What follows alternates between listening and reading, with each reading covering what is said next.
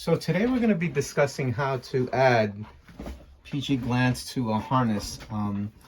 The purpose of these glands are to make sure that you have a nice, clean, watertight seal if you have to run anything outside of the headlights. So where they come in different sizes, we have PG7 and PG9 over here. The PG9s are typically used for RGBW connectors that have 5 strands of wire.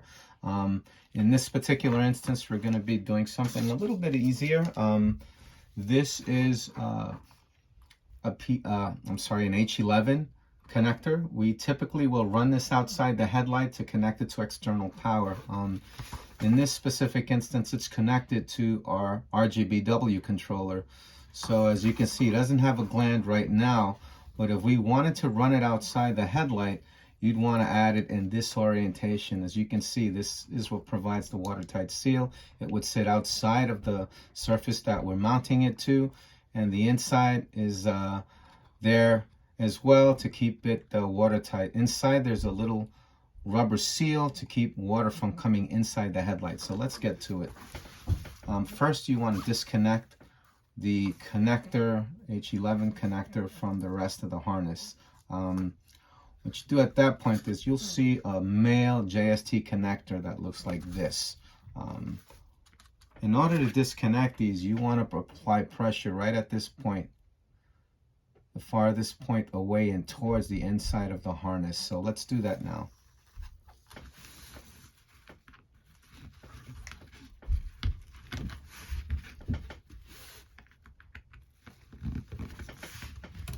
As you can see, with just a little bit of pressure, these come right off. What you want to do is you want to make sure that the little connectors have this raised part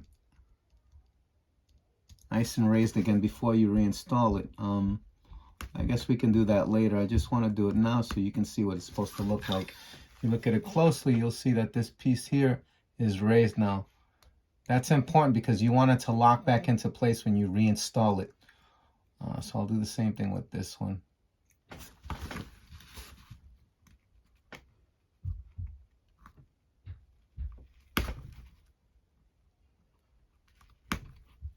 And you can use a watch tool to get the same thing accomplished if you don't have one of these picks.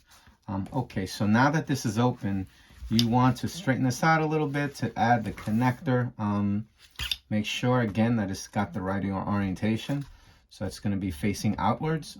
So we'll go ahead and unscrew it. We'll fit the head in first and fish it all the way through. And now we're going to do the same thing with the body of the connector.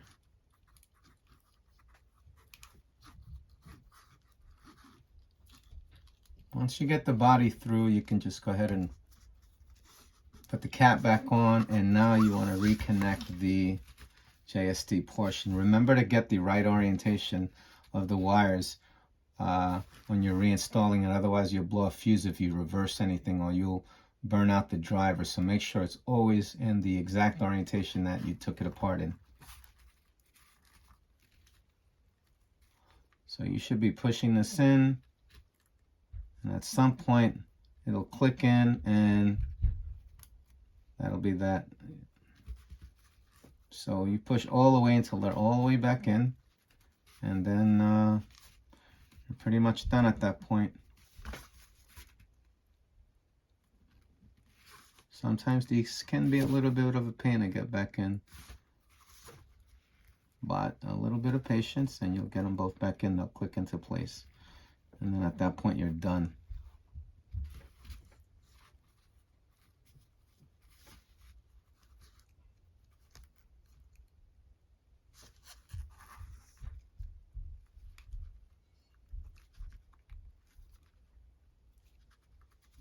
What I'm doing here is I'm using the thing to drag it back into place. So they're both locked in now.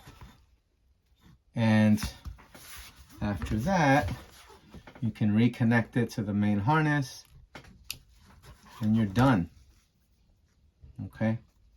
So this is what it should look like, the connector, once it's plugged back in. The polarity is correct on each side. And your PG7 for this particular model is now installed.